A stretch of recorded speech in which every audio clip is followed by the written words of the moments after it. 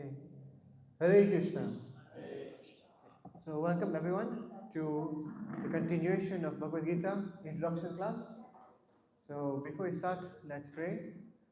Om Namo Bhagavate Vasudevaya. Om Namo Bhagavate Vasudevaya. Om Namo Bhagavate Vasudevaya. Om Namo Bhagavate Vasudevaya.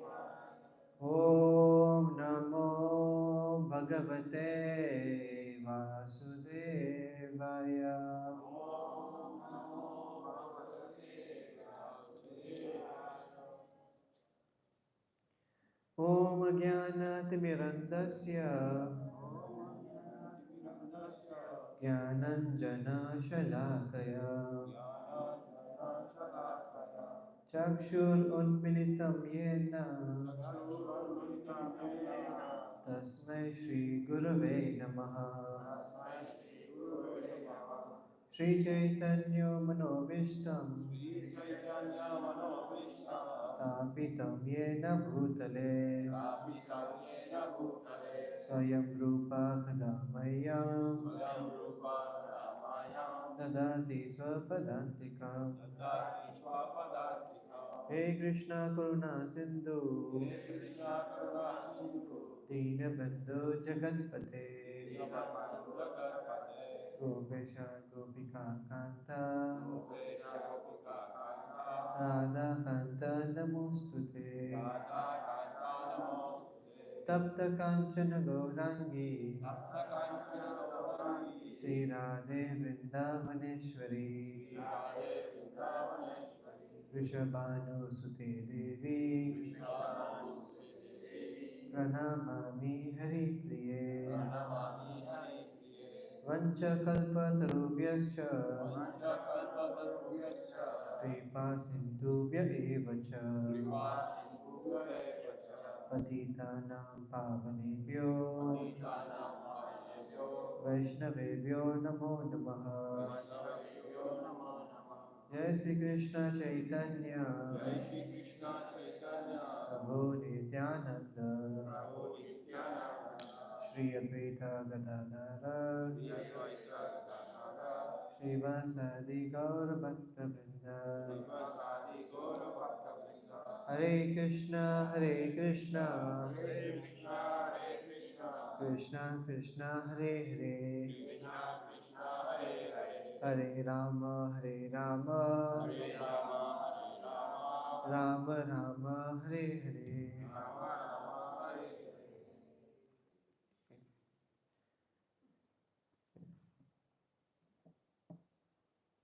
Shri Srimad Bhagavad Gita ki jai. His Divine Grace A.C. Bhaktivedanta Swami Srila Prabhupada ki jai. So we stopped last time at the place where we said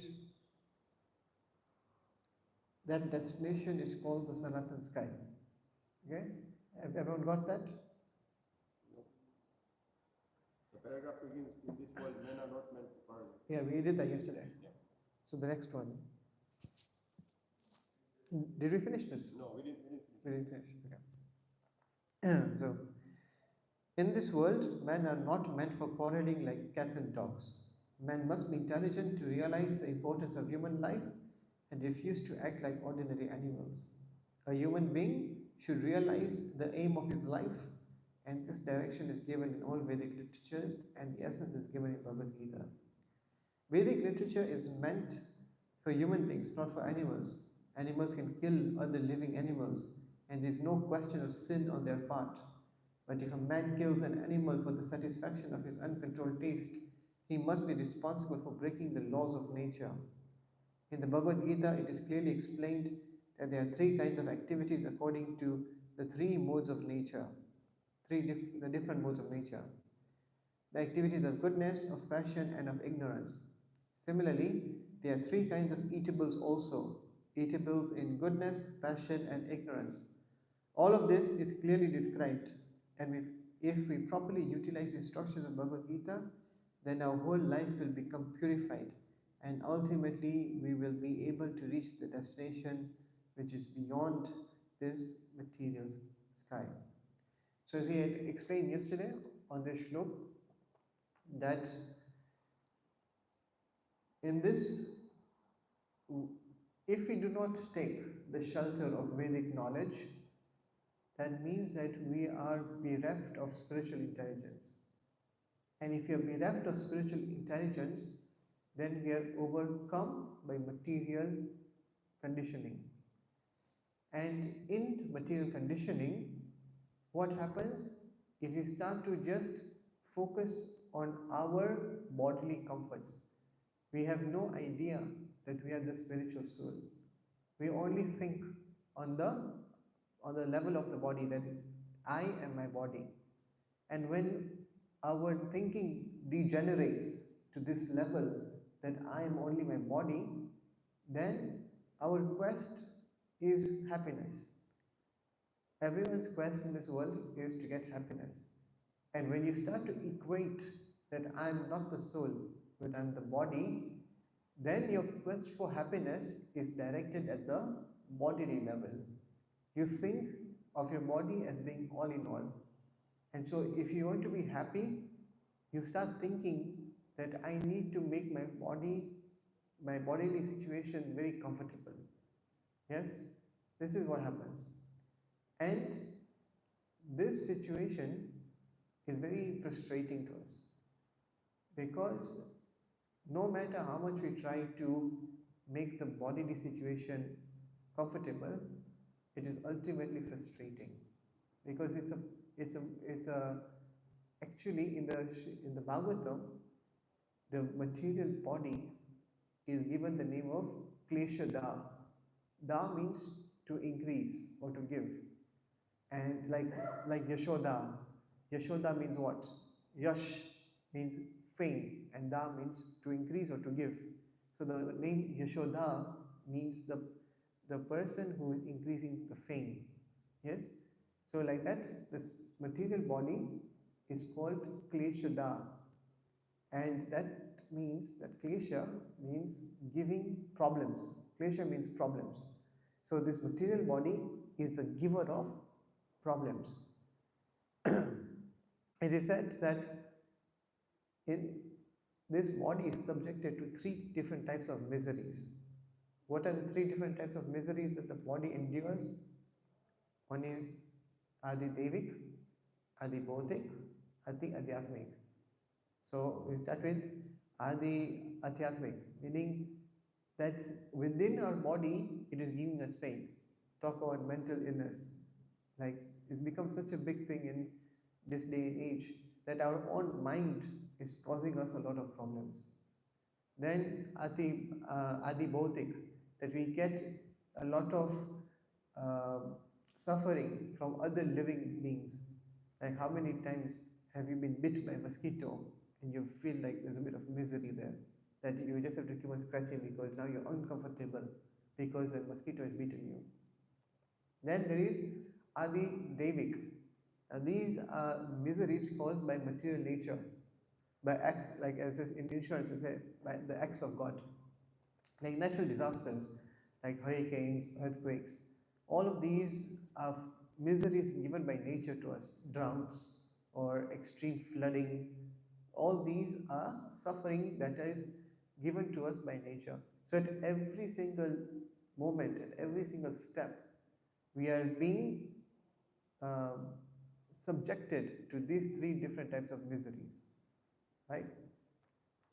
So, because we start thinking ourselves as just the body and we want to increase our happiness, that means increasing our bodily comforts, and ultimately this body is temporary. So, it is always going to give us ultimate suffering. Okay? So, because we have plans to increase our comforts, we are always in a state of fear and in a state of anxiety. We have this much level of happiness in our life right now. Now we are anxious that whether this will increase in the future or not. We make always plans to increase our possessions or our relationships, or whatever it is that we find that will give us happiness. We always want to increase it. And then we have fear if it goes lower than the level we have today. So, a person who is always equating his level of happiness to his body or any external expansions of the body, like from my this body, okay, I have children, so I'm expecting happiness from my children. So anything that you are trying to get happiness, which is an expansion of this bodily identity, you're always going to be filled with fear and anxiety. And when that happens, when you're filled with fear and anxiety, then you come to a stage where you see everyone else as a threat. You see everyone else as a threat to your attempt to become happy. And so then what happens? You start quarreling like cats and dogs, as it is said here. That in this world, men are not meant for quarreling like cats and dogs. And this only happens because we are right now conditioned in material consciousness. Yes? So then what does the Gita say? Man must be intelligent to realize the importance of human life. Human life is the only life that God has given us to understand dharma, to understand spiritual life.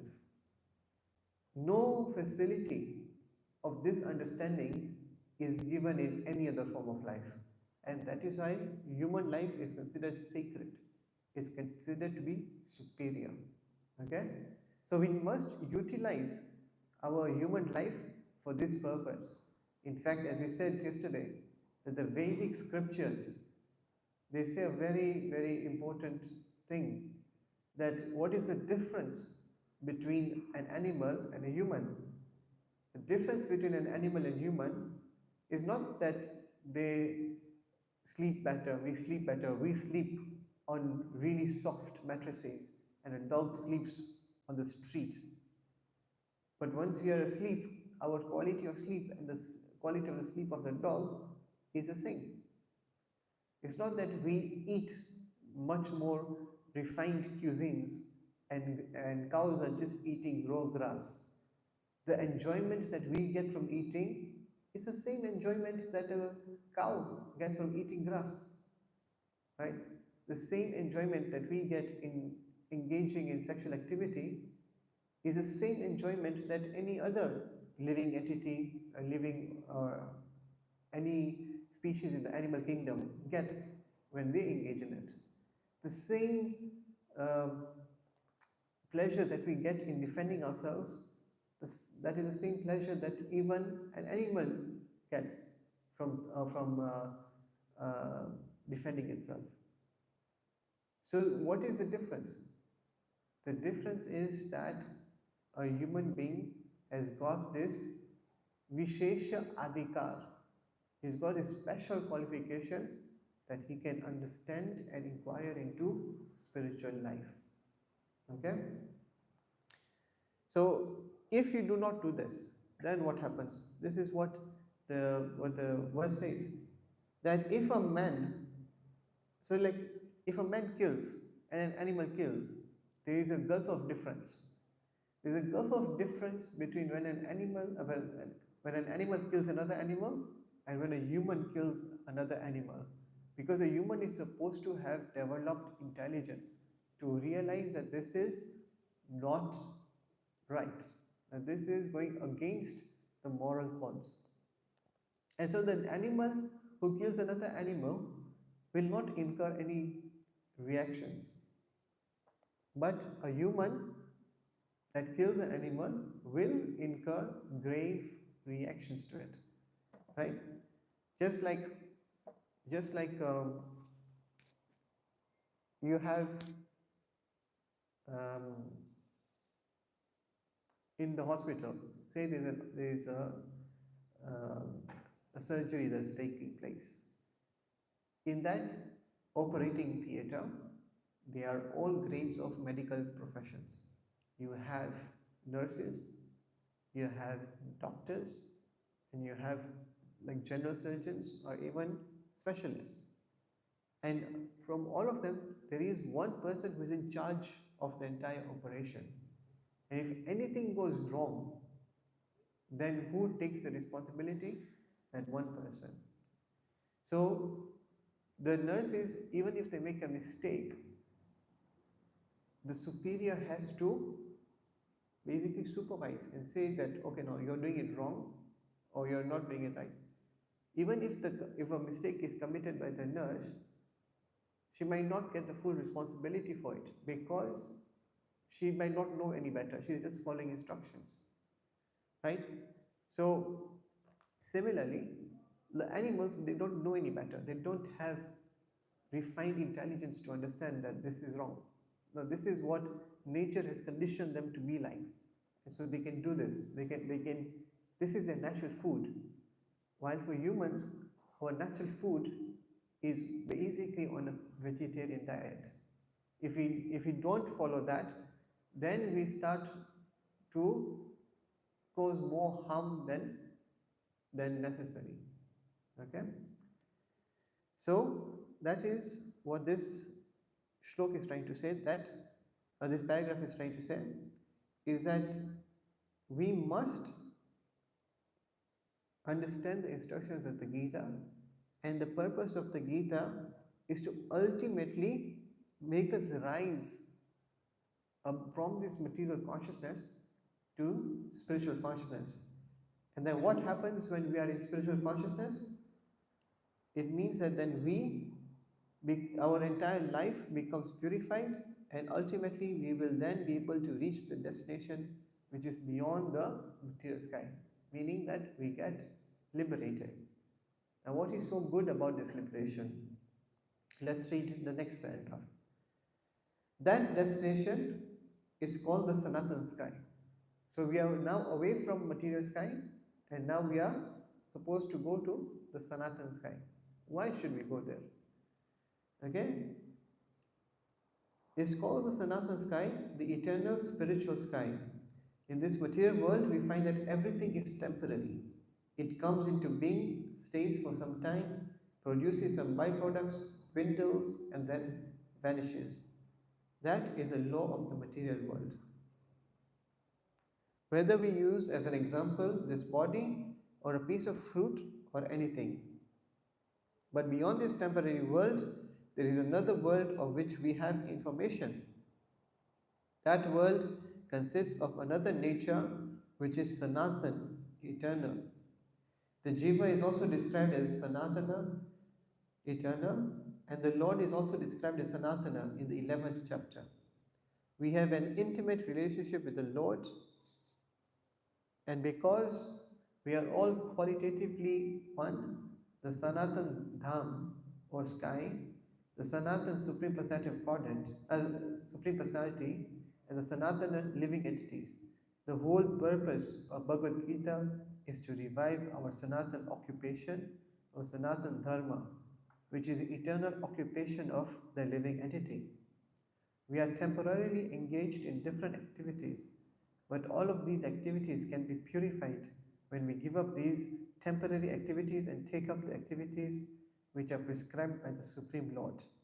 That is called our pure life. Okay.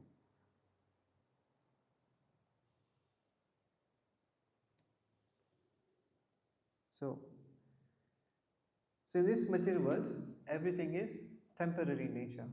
As Rupaji says, there are 6 different changes that happen in this material world. There's birth, then there's growth, then there is some maintenance, then there is some byproducts, then there's dwindling, and then there's finally death. And this cycle will repeat again and again, over and over and over.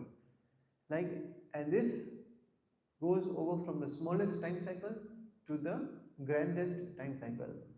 Like, you must have seen that whenever the rainy season comes, the first rains that come, then at night you have those really small insects that keep on flying out, and they come and they're always attracted to the light. I think they're called Uvania in Gujarati. They've got like They come all the way at night, and all of a sudden they are there. And then in the morning when you wake up, they're all lying on the floor dead. Within 12 hours of human life, they have gone through birth, they have grown, reached adulthood, stayed for a while, produced offsprings, dwindled, and then they've died. All this within a span of 12 hours of a human life. And for them, that is an entire lifetime. Similarly, a dog, I think it says a 1 year of a human life is equals to 7 years of a dog's life. Like every time cycle is different, it's relative. Similarly, Lord Brahma also lives for 100 years, but his 100 years is in an inconceivably large number of human years that we cannot even imagine that life can be that long. Just to give you the answer, Brahma lives for 311 trillion and 40 billion human years. That is how long Lord Brahma's life is. And yet it says in the Bhagavatam that this long span of life is nothing more than a flash in the pan for Mahavishnu. Just one breath. There's that much, and 311 trillion years and 40 billion human years equivalent to one lifetime of Brahma has come and gone. So it's all very relative, and it's beyond comprehension. Yeah? But the question is, why does material nature have to go in this cycle of creation, maintenance, destruction? Why is it that there always has to be this cycle of six things that are happening? Birth, growth, stays for a while, produces offsprings, dwindle and death, again, birth, and so on and so on. Why is it all necessary? Why is it that we cannot have just you are born and you stay on forever, and then there's no question of death? So the simple reason for this is that this has been designed perfectly. Although it seems imperfect to us, it has been designed perfectly. It's like going to the jail, and you go to the jail, and then you are escorted to your room or your cell, and then they close the doors, and then you are like, why are they closing the door? Why is there? There's something wrong with the handle. There's something wrong with the handle. Like it doesn't open. I mean, it is not meant to open. It's meant as designed in such a way that it is meant to keep you trapped in there. So the jail is perfectly constructed for its purpose. Although we might think it is having so many issues, yeah, we will think, oh, why is there only a small hole? Why is there only, where is all the amenities? They are trying to turn a prison cell into a 5-star hotel room. This is what we are trying to do. But we don't realize that this is nonsense. That the world has been made in such a way for one purpose and one purpose only. It is to start to make you question, why are you suffering? We are always going to have suffering. As we said, that there are always 3 types of miseries that will plague you throughout your life. But what have we done? We have just taken that misery is a part of life. We do not question that I don't want to be unhappy. But why does suffering come to me? I don't want it. Yeah, I tried so hard not to have suffering in my life. Yet it comes uninvited. Jai Shri Rukmini Dwarkadish ki jai, Sitaram Darshanamana ki jai, Shri Gaunitaya ki jai. So we don't want suffering in this life, but yet it comes to us. So, this is supposed to make us think and question that why am I suffering? What is this life all about? What is the purpose of life? All these existential questions. This is a real start of human life. As you said yesterday, that this is a starting point of Vedic understanding. Aham Brahmasmi, to understand that I am actually spirit and not the body. And Athato Brahma Jignasa, to now inquire into the spiritual life. You know, there was a very famous writer, he says that there are two very important days in your life. The first is when you are born, and the second is when you understand why. So we've all had our first births. The question is, have we understood when is our second birth coming about? Have we started to understand what am I supposed to do in life? What is life all about? What is my purpose here? Why am I suffering? All these great existential questions need to be raised before we can move any further. They say that if you want to solve any problem, the first step is to recognize that there is a problem. If you don't even recognize that there's a problem, how are you going to go about to solve it? So it's very, very important that we have this inquiry being made like really deep down. Okay? So all this, the world, the way the world is made is to point us in this direction, to point us to spiritual understanding and spiritual life, right? To understand that no matter how many plans we make for happiness, we are ultimately going to be frustrated. I've said this many times that in this world, when you do an endeavor, you might not be successful, meaning success and happiness is unattainable.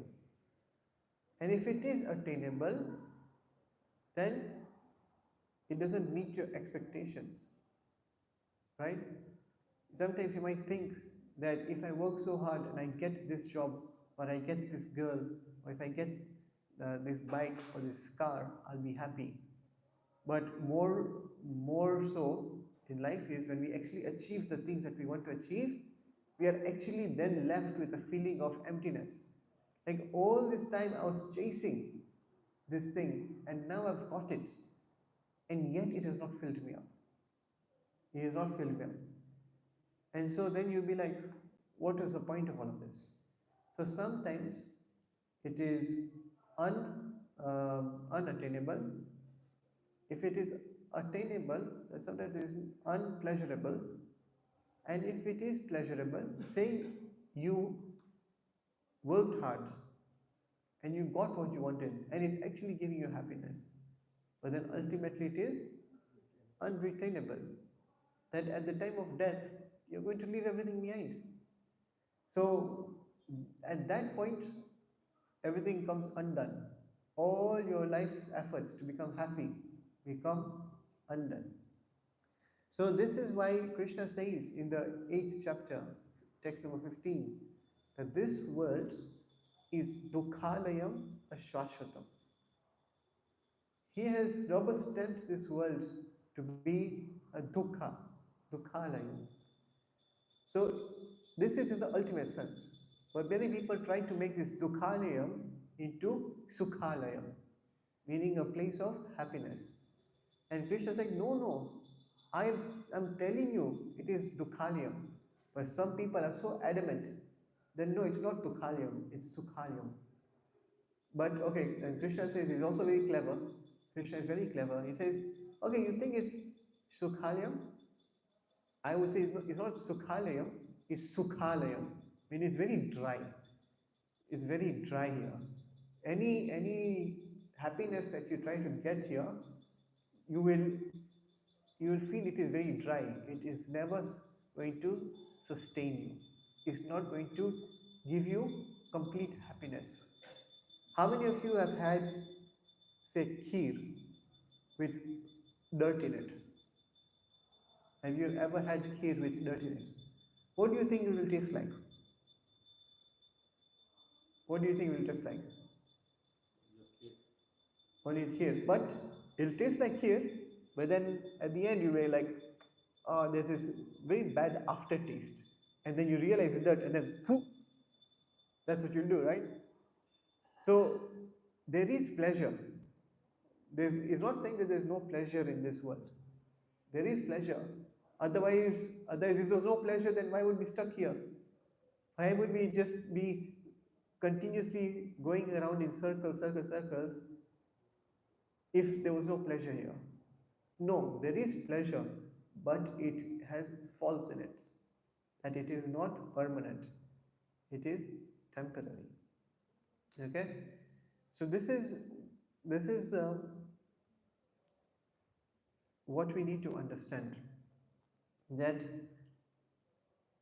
we can try to fool ourselves into thinking that this place is Sukhalyam, and that we think that it will go on forever. Whether the next word, Ashwashatam, Krishna says, okay, you may think that, but there will always be a end to it, because this world is temporary and completely opposite from this Dukharyam Ashashvatam. This material world is the spiritual world, right? If you've seen like a round nut and a square bolt, it doesn't really fit together really well. A round bolt needs a round nut for it to fit in perfectly. So this is our situation. We are the round bolt, and the material world is a square nut. It doesn't fit perfectly. But what we need to go is from going to the square nut into the round nut. Then only will we be able to be completely fixed and satisfied. So where is that? Where is the round nut? The round nut is the spiritual sky. Okay? And over there is, we are spiritual, God is spiritual, and His entire world is spiritual. So everything is of the spiritual quality, and thus we are all in one quality, and so there's everything is happy and smooth and it's eternal. So that's why that place is the only place where we get complete happiness. Okay? Now, the whole purpose of Bhagavad Gita is to revive our Sanatan occupation or Sanatan Dharma, which is the eternal occupation of the living entity. We are temporarily engaged in different activities, but all of these activities can be purified when we give up all these temporary activities and take up the activities which are prescribed by the Supreme Lord. So, number one, what does it mean that we're temporarily engaged in different activities? Okay? In Sanskrit, there are two words. One is called Vyaharitmika and the other one is Paramatmika. Okay? Vyavaharika means the conventional or the circumstantial or the external explanation, and Paramatmika meaning the essential explanation. In anything in this world, you can have two explanations to one thing. You can have a circumstantial explanation to it, or you can have a essential explanation to it. So let's take my example. What is my external explanation? Or that I'm a human, I've got an Indian body, I'm I'm 28 years old, yes, I have black hair. All these are external features. So what is my essential quality? Then I am none of those things. I am actually the spiritual soul. So there is a Gavyatmika explanation, and then there is a Paramatmika explanation. Okay? Therefore, Because I've got two different explanations or and two different identities, that means that I have two different duties as well. I have duties and responsibilities pertaining to my body, and then I have a duty and quality pertaining to my soul. And so, when we understand this difference, when we understand that I have a Vyagatmika uh, reality and also a Paramatmika reality, then only can we fully understand our place in this world, right? So, based on the body, I have many responsibilities. I'm a married man, I have a wife, and the wife sustains me. I am also a grasta. That means that I have to earn money to sustain my livelihood. So I am engaged in some sort of occupation, and that occupation gives me my daily bread. But all of these are only related to the body. They are only meant to sustain the bodily identity. Similarly, the soul has got its own duty and its own responsibility and its own quality. And its quality is that it is a servant. Servant of who? Of Krishna. And what are we supposed to do? We are supposed to engage in service to Krishna. When we only engage in service on the bodily level, then we are 100% doing our Vyavyatmika dharma.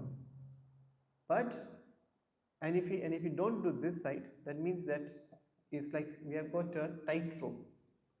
Say you've got a tightrope, and if you just sway on one side, what will happen? You will fall into the abyss. Similarly, if you just focus on this side and not on this side, same thing will happen. So what you need to do is you need to balance both of them, and this is what Krishna says in the third chapter of the Gita, in fifth chapter of the Gita, that he is telling Arjuna to balance both these different dharmas, something known as Swadharma, which pertains to the body, and something known as Sanatan Dharma, which pertains to the soul. So, what the Gita is trying to say is that you take care of your Swadharma. And why should you take care of your Swadharma? Because when you are situated correctly in your Swadharma, it will allow you to progress to be able to realize your Sanatan Dharma. Okay? So, the Swadharma aspect of it is fulfilled by a system, and that system is known as the Varnashram system. This is a system created by Krishna to situate us properly in our material duties. But that is not the goal of Varnashram system. The goal of Varnashram system is that you progress spiritually and understand your Sanatan Dharma. Understand that you are the soul. Understand that you are dependent on God. Understand that you are eternally a part and parcel of God. And understand that by constitution you are meant to serve the Lord. Okay? And so, what is the system? The highest system to understand our Sanatan Dharma is the yoga system. Because yoga means to link, to connect. So, when you are connecting the soul to the Supreme, that connection is called yoga. And we know that the highest type of yoga that the Gita prescribes is Bhakti Yoga. It is Bhakti Yoga. Right? So, in the Chaitanya Charitamrita, in the Madhya Leela, there is two chapters which basically describes this entire point. When Chaitanya Mahaprabhu met with Srimad Ramananda Rai, and he asked Ramananda Rai, please tell me, please highlight the most highest transcendental truths. And when Chaitanya Mahaprabhu started questioning Ramananda Rai, Ramananda Rai started disclosing different levels of spiritual realization. And more, that Chaitanya Mahaprabhu started questioning more and more. I know you're holding some more. I know you're holding some more. And finally, Ramananda Rai said what is the highest stage of understanding spiritual truth. And he says that we need to go from Varnashram system. The basic is start from Varnashram system, because that is where you are currently situated in your Swadharma. But that is not the final Dharma. The final Dharma is going from Varnashram system, Varnashram Dharma into different types of yoga, finally coming to Bhakti Yoga. And in Bhakti Yoga, there are 5 different levels, and the highest level is Madhurya Ras. And within Madhurya Ras, it is the supreme extreme ecstasy, and it's very confidential about this ecstasy of love that is separated, which is called Vipranamba Bhav. Yes, this is the highest, this is the most confidential. And after Ramananda Rai disclosed this, at that time Chaitanya Mahaprabhu was like, this is the highest, and basically disclosed to Ramananda Rai that he is actually Radharani, Krishna disclosed as Radharani, to understand her mood, to understand the highest spiritual truth. So this is how we understand that we start with understanding our Swadharma, do it properly, but it is meant to lead us to be fixed in our Sanatana Dharma. Okay? So, any questions on this point? No? Any comments? Any? I have a question, but it's not related to this. Yeah. When we say that Bhakti Yoga is the highest, and there is the Hatha Yoga, the Ashtanga Yoga, then there is also the Jnana Yoga. Prabhupada says that the Jnana Yoga leads, it's of course still very high, but it leads somebody to the impersonal Brahman. So, what does that Jnana Yoga mean? Is it knowledge? Because, in one way or the other, we are trying to gain knowledge by reading the Bhagavad Gita. Is that Yes. Jnana Yoga? So, Jnana Yoga, it is in a way trying to understand that we are not material and we are spiritual. So, Jnana, as it says in the Gita, the definition of Jnana is given in the 13th chapter, is to know 3 things. One is to know this field of activities, meaning to know this material body. 2, to know the 2 knowers of the body. One is the soul, and the second is the super soul. Now, when you understand these 3 perfectly, that means you have understood Jnana. So, Jnana Yoga as a path is meant to lead you to getting detached from material atmosphere, and to elevate you to understand that you are spirit. And if you get to that point where you understand that you are spirit, then you have to go further. It says in the 15th chapter, text number 3 and 4, actually number 4, it says that in number 3, it says that you have to cut this tree of illusion, right, with the sword of detachment. So detachment is a very prominent aspect of Jnana Yoga, because what does Jnana Yoga even mean? So Jnana Yoga means to understand by mental power, or by understanding by analysis. So like in Sankhya Yoga, there's this process called neti, that I am not this, I am not this, I am not this. We are trying to establish what is truth. And one way we can do it is through the Sankhya Yoga process, to understand we are not this, we are not this, we are not this, we are not this, we are not this. So ultimately, you understand that we are none of these 24 elements that we are made up of. So we are something different. So by the process of elimination, you are basically peeling back all the layers, like how there's an onion.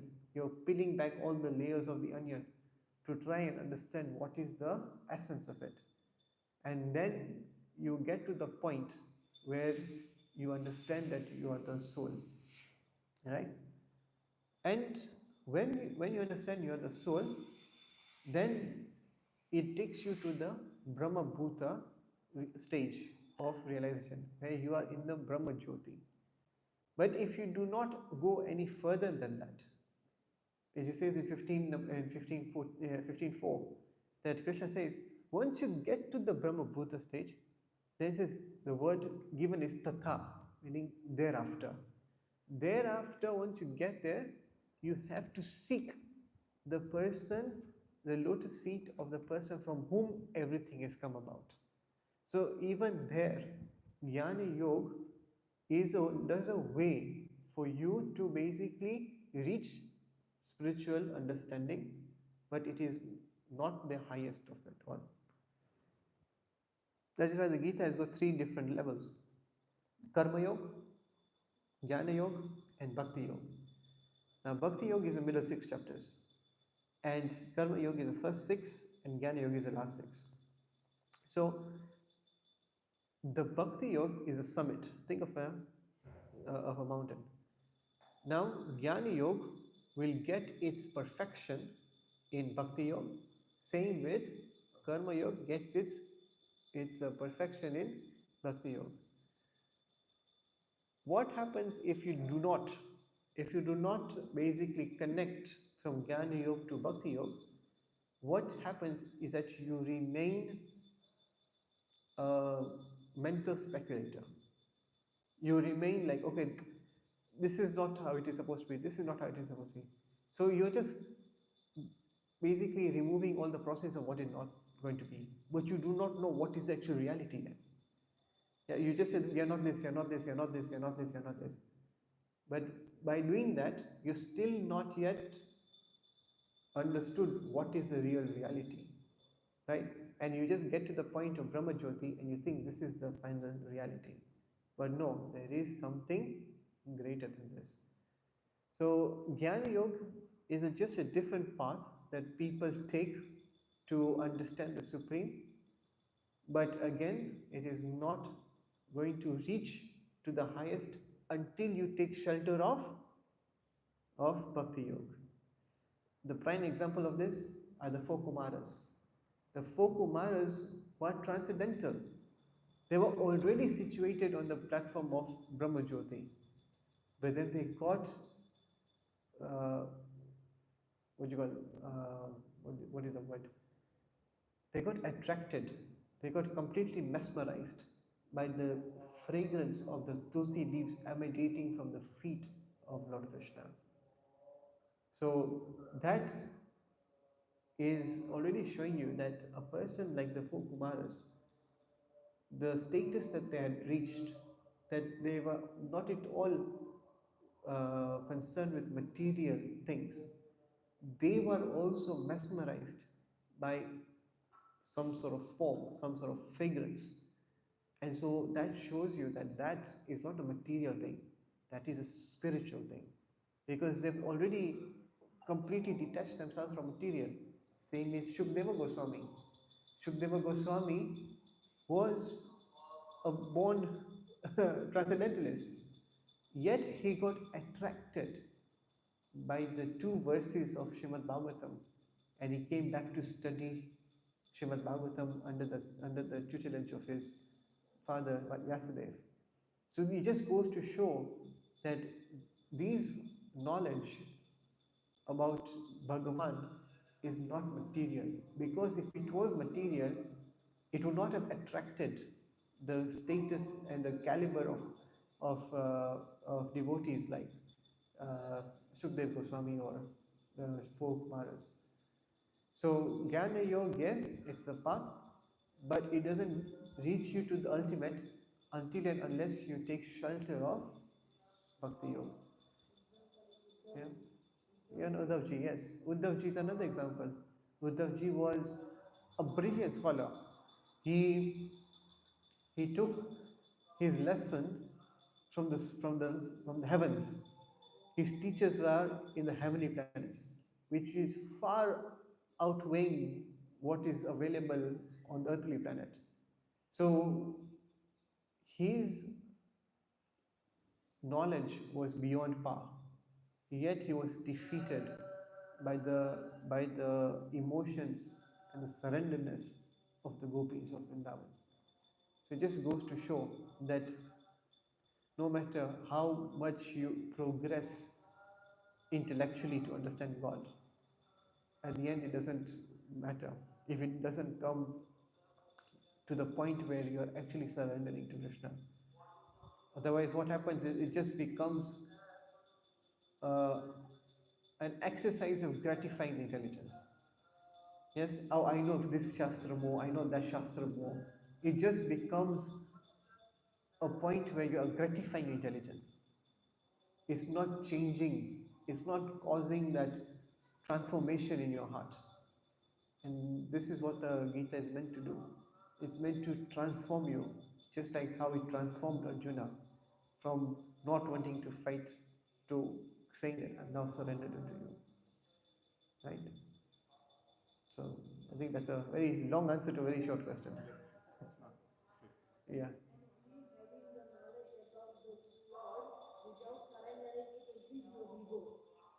It does. Yes. It does. Thank you. Srimad Bhagavad Gita ki jai. Srila Prabhupada ki